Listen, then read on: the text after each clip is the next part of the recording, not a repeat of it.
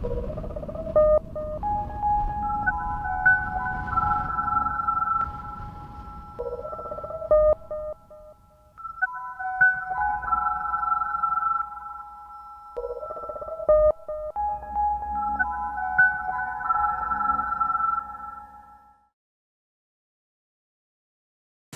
alguna manera, cuando caminamos por las ciudades todo el tiempo nos damos cuenta de la fragmentación del tejido, debido a la desigualdad y a lo mismo que ha pasado como rezagos del funcionalismo moderno, que ya todos sabemos, que ha dejado la ciudad sectorizada solo por cumplir una racionalidad de la empresa, como lo llama Lefebvre, en respuesta a una economía capitalista.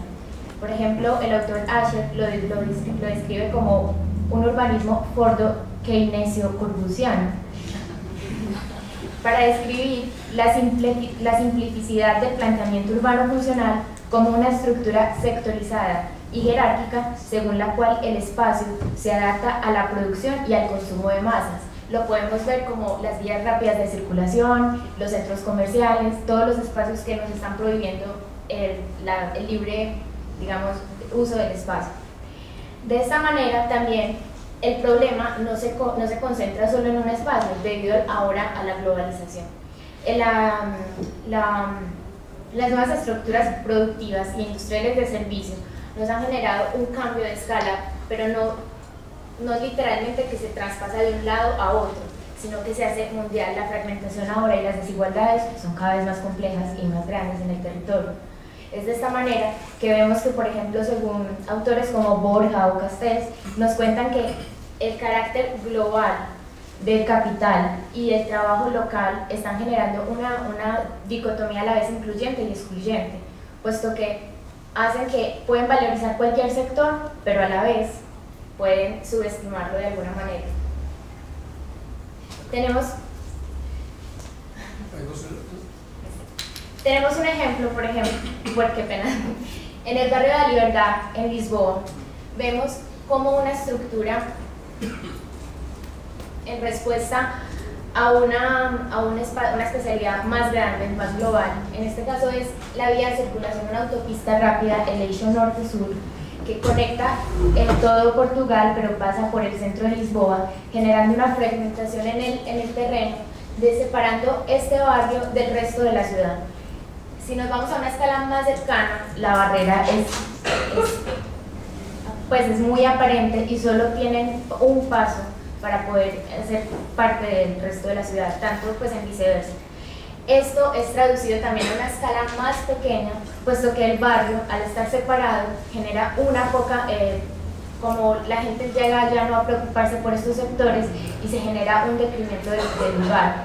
Por ejemplo, escaleras donde solamente vive gente de edad avanzada, entonces es una movilidad reducida para el sector, es un barrio en decremento.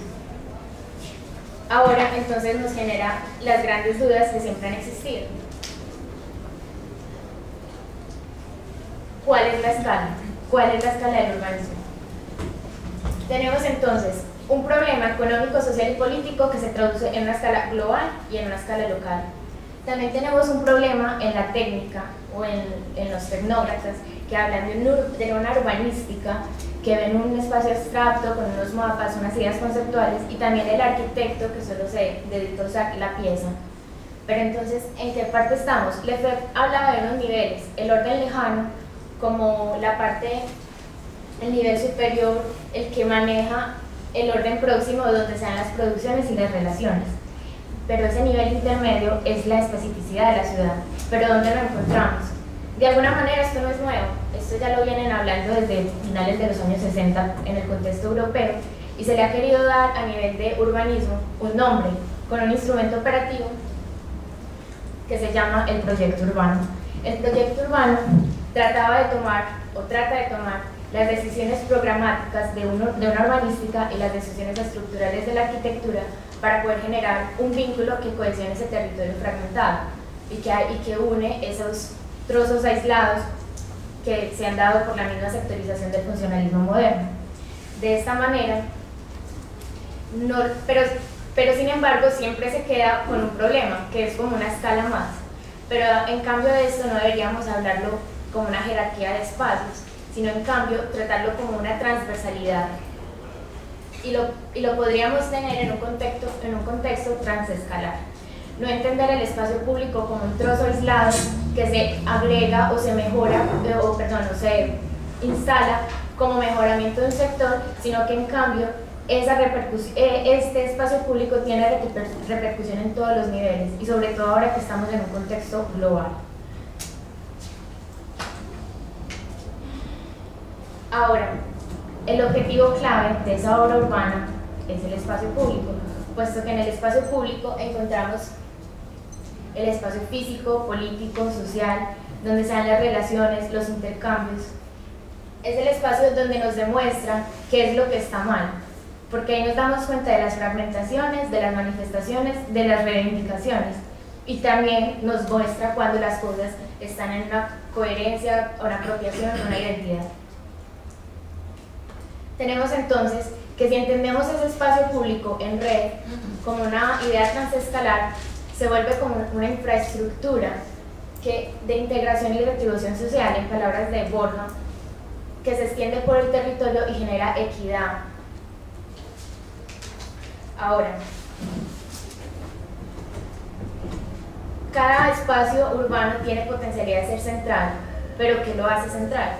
No solamente generarle unas características arquitectónicas impuestas, sino también que este carácter central se da por las mismas apropiaciones de las personas en el territorio. Tenemos, por ejemplo, que esta calidad central, últimamente hay grupos como Project for Public Spaces o el mismo autor Brandau han generado una idea de cómo unos atributos pueden dar la idea de un carácter central de un espacio. Pero bueno, me voy a devolver un poco para explicarlo mejor. La cualidad central da la idea de incluir, intercambiar y ciertamente pertenecer del hecho urbano, de lo que hablaba Lefebvre. Lo urbano no puede prescindir tampoco de una base material, como la ciudad. Es entonces que esta escala transescalar promueve la vida urbana e intervención en todos los ámbitos territoriales. De esta manera, la movilidad, que se complementa con múltiples centralidades, genera apropiación y da la posibilidad del encuentro y de ciertamente pertenecer a cualquier espacio urbano. Pero sin embargo, para que sea estructurante de las diversas realidades y realmente promueva el contacto, son los autores los que los utilizan y los que deben ser los principales creadores del espacio.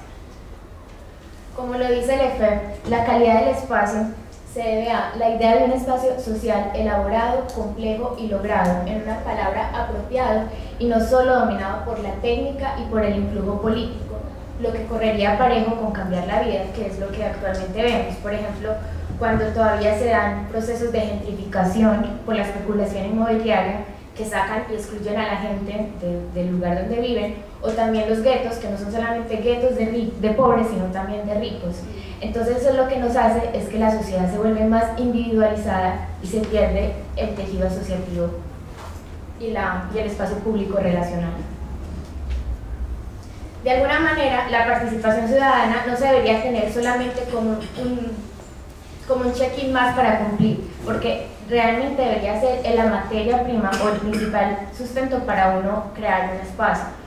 Son los participantes, la comunidad, los que deben hacer ese espacio. Nosotros como profesionales seríamos los mediadores. Tengo aquí un ejemplo. En el barrio Barón de Viver de Barcelona, es un barrio que se encuentra en la periferia de Barcelona y sin embargo todavía también tiene esos problemas de segregación. Por las vías rápidas está separado. Igualmente solo tienen un acceso al metro y también tienen una dificultad grande por las mismas vías de circulación. Es un barrio que se encuentra también, bueno, ahora les cuento que ya no está tan mal, pero se encontraba con estos problemas hasta hace finales de los años 90. Entonces se generó un proceso con el grupo de investigación CERPOLIS de la Universidad de Barcelona y el Ayuntamiento de Barcelona para tener en cuenta a la comunidad de alguna manera, que ellos mismos nos digan, nos representen sus problemas y ellos mismos generen su espacio y las ideas que ellos proponían. De alguna manera se trató de tener en cuenta a todos los autores pues, que hacen parte de este barrio. Bueno, paréntesis. Es importante saber que muchas veces estos procesos de participación ciudadana en muchas partes del mundo son manipulados y entonces la gente después no vuelve a creer en ellos. Entonces nosotros como profesionales tenemos como el poder de hacer de que esto sí sea una cosa real y no dejarlo llevar por el influjo político y justamente la economía capitalista. De alguna manera, entonces ellos crearon sus propias ideas y sus propios espacios y se pudo hacer materializable sus problemas, pues sus soluciones a los problemas. Por ejemplo, una rambla como un espacio público que ellos necesitaban, que no tenían. También en este espacio generaron una escultura, una memoria, pues como recuerdo a sus casas, porque esto antes eran unas casas pequeñas que después se convirtieron en los edificios y para ellos era muy importante tener esa memoria en su espacio. Y de igual manera, una anécdota bonita es que como necesitaban barreras de sonido, puesto que estaban estas vías rápidas, no las dejaron simplemente como algo más para poner, le dieron identidad. Y fue en esas barreras donde hicieron un mural de la memoria para recordar la historia de su barrio. Bueno, ahora sí, volviendo, entonces, para saber cómo era la calidad del espacio, hay unos Projects for Public Spaces y el profesor, por ejemplo, Brandao, tenían en cuenta unos 4 atributos para saber cómo el espacio es central. Ellos hablaban del confort, la sociabilidad, el acceso y la actividad, que a partir de unos valores y unos indicadores nos dan una referencia de cuánto la calidad del espacio es mejorable o no. Bueno, la accesibilidad no solo responde a modos de transporte, también responde a la diversidad de centralidades que hayan en el sector. Esto es siempre algo recíproco. O sea, tiene que haber como si fuera un sistema que se esté cooperando con estos atributos y así la calidad del espacio sí puede ser, pues sí da la cualidad de central, perdón. Las actividades que no sean lugares solamente para una fija actividad, que tengan diversidad, que sean flexibles e innovadores. La sociabilidad, que las personas se encuentren en el sitio, que tengan identidad en el lugar. Confort, sin embargo, aunque el espacio es apropiado, de todas maneras debe tener principios de estética, ergonomía, para que las personas lo puedan vivir. Bueno, y a partir de todo esto, las mismas pues cuando ellos empiezan a tener un voto y un poder en su lugar de trabajo, perdón, en su lugar de vivienda y de uso, ellos pueden empezar sus iniciativas comunitarias. Hoy en muchos barrios vemos ya los huertos urbanos o, por ejemplo, en las fiestas barriales y todo, que ellos mismos hacen esta fiesta y la acomodan para su identidad. O los símbolos de memoria e identidad que se ven desde los grafitis hasta esculturas en el espacio. Pero sin embargo, reuniendo todos estos atributos, entendemos que habría una apropiación y que eso remitiría a la calidad del espacio. Entonces, ahí entramos, digamos, a la palabra central de mi artículo, que es la monumentalidad. El vínculo entre calidad y monumentalidad sería la apropiación. Pero ¿cómo llegamos a monumentalidad? Monumentalidad lo podemos tener en un sentido muy básico, en su aspecto más monumental, el adjetivo que se impone por sí mismo, puesto que la escala, el espacio público, es de un tamaño tan importante que es notable y en este caso lo hace monumental. Pero aparte de eso, si nos vamos a un sentido más profundo, monumental viene del latín monumentum, que se configura de mentum, que significa instrumento, y mem, que es de memoria, de recuerdo, de remembranza. Entonces, de alguna manera, el monumento es el medio para el recuerdo o para la memoria de cualquier cosa, que también no lo pone solo en esto hace que no sea solo de un tiempo específico, sino que sea perenne en el tiempo. De esta manera, en este sentido, el lugar donde el pueblo vive para recordar, haría su historia común y es ahí donde pueden tener sus tradiciones, las tradiciones de uso. Luego, esa noción de recuerdo muchas veces la relacionamos solamente con la idea del monumento que representa algo, como el instrumento físico. Pero muchas veces, pues, siguiendo la conferencia pasada de Luis Carlos, que nos hablaba del monumento al río chileno, muchas veces no se dan cuenta para quién es, dónde está y cómo es. Y antes de tener un elemento fijo que sea un monumento para la gente, el mismo lugar, la misma apropiación debe ser la monumentalidad de la ciudad. ¿Esto a qué? Lefebvre hablaba que la ciudad no se debe tratar como la racionalidad de la empresa, que es lo mismo que seguimos tratando hoy en día, pensando pues justamente en esos sistemas manejados por la economía capitalista, sino que deberíamos hablar de la ciudad como una obra de arte. Si entendemos entonces la ciudad como una obra de arte, la monumentalidad o el carácter o el aspecto esencial de esa ciudad, entendiendo la ciudad como obra de arte, es la misma apropiación de las personas.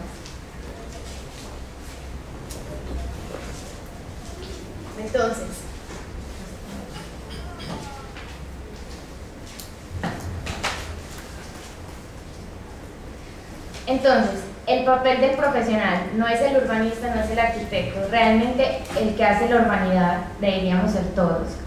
El papel del profesional y el que hace la urbanidad está en la especificidad de la ciudad que une el orden lejano con el orden próximo, y todo este pensamiento nos lleva a una racionalidad urbana que es muy contraria a la racionalidad de la empresa. Entonces, si entendemos así la ciudad como algo de nosotros, es cada vez nos vamos a sentir más identificados y con una historia en común en un lugar representado. Ahora, para terminar, se debe recordar entonces que la ciudad se construye como obra, en el sentido de obra de arte, que promueve el desarrollo, no dominando la forma, sino en cambio adecuándola a su contenido, a su materia práctico-sensible, nosotros, la sociedad urbana. La revolución urbana que hablaba Lefebvre nos exige nuevas formas de proyectar, de proceder y sobre todo debe actuar con las fuerzas sociales y políticas, o en los términos de Lefebvre, con la acción de la clase obrera. Cuando, dice él, abro comillas, cuando la clase obrera calla, cuando no actúa y no puede cumplir lo que la teoría define como su misión histórica, falta entonces el sujeto y el objeto, cierro comillas. Si la revolución urbana solo se puede llevar a cabo con la práctica social, que a su vez se pone de manifiesto en la forma urbana, podríamos decir que hoy en día se ven respuestas conectadas con este fin a partir de numerosos proyectos urbanos, nuevas conceptualizaciones, participaciones y reivindicaciones sociales. Sin embargo, hace la salvedad Lefebvre, que recuerda que estas reformas urbanas sí tienen un alcance revolucionario, pero sin embargo se debería hablar de revolución urbana pues con ciertas reservas, puesto que si no hay socialismo, estas transformaciones permanecerán en la superficie. A la vez menciona, solo el pueblo puede dar la realización de la sociedad urbana, destruyendo la ideología del consumo. Ahora, estas reivindicaciones que vemos hoy en día son desplegadas para responder el desafío de las problemáticas antes mencionadas.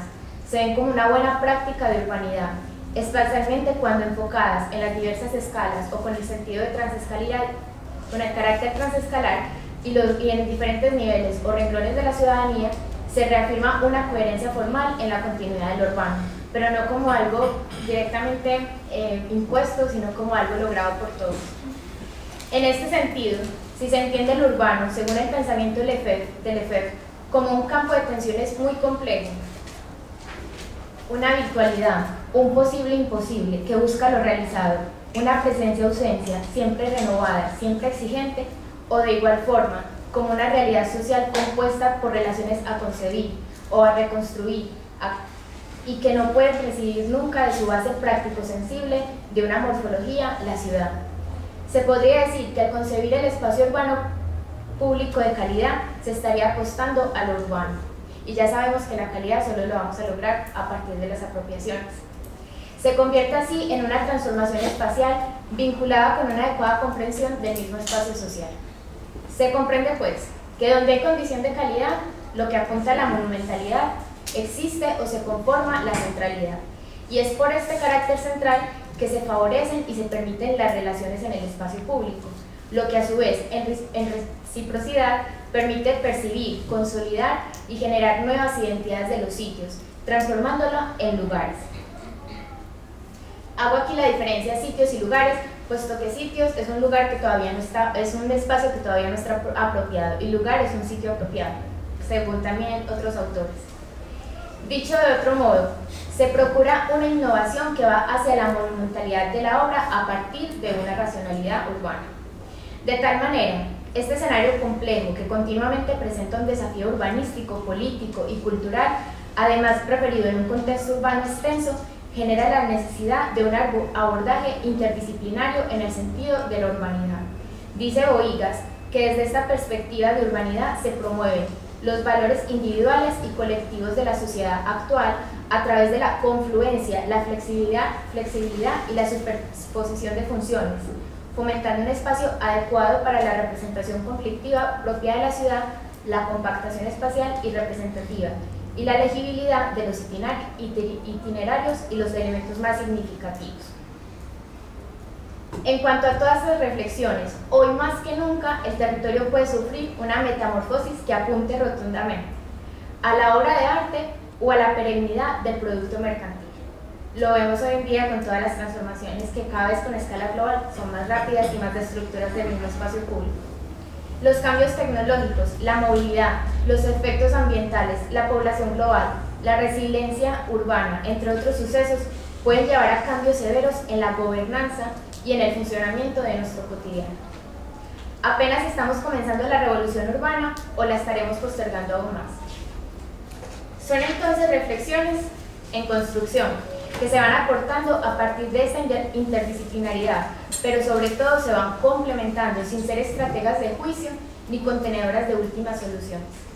Es una síntesis que se remite al día a día, que se despliega a partir de la utopía urbana, donde la sociedad urbana es libre de su ocio, de su placer, donde se hace manifiesto su derecho de uso, el derecho de apropiación a la ciudad reconstruida, como habitantes cívicos que transforman realmente la urbanización en civilidad. En conclusión, el espacio público de calidad es la materialidad de la sociedad y la representación física de la ciudad que hay que reconstruir, reapropiarse y gozarse. Debido a su cualidad central, se vuelve red en extensión por el territorio y a partir de su calidad, valorada por la apropiación, se lograría convertir en el espacio por excelencia del reconocimiento de la sociedad urbana. Dice Borjas que el derecho de centralidad y movilidad debe ser universal, en todas las escalas, para que sea una ciudad democrática. Se hace evidente entonces, por estas calidades, su papel central como elemento articulador del tejido asociativo y de la cohesión urbana. Esto es el derecho a la ciudad que tienen todos los ciudadanos. En suma, la monumentalidad no solo limita las características de la ciudad a una estética concurrente. Esta, en cambio, dispone de la obra como un lugar de apropiación, encontrándole un sentido de pertenencia como bien común. Todos somos constructores de nuestra obra urbana, de nuestra obra de arte. En otras palabras, la calidad del espacio se pone en valor a partir de su apropiación y esto es lo que lo vuelve monumentalidad. Para terminar, una frase de Borja. La calidad del espacio público es el valor esencial de la ciudad, puesto que un espacio público de calidad no es cuestión de lujo, es cuestión de justicia social.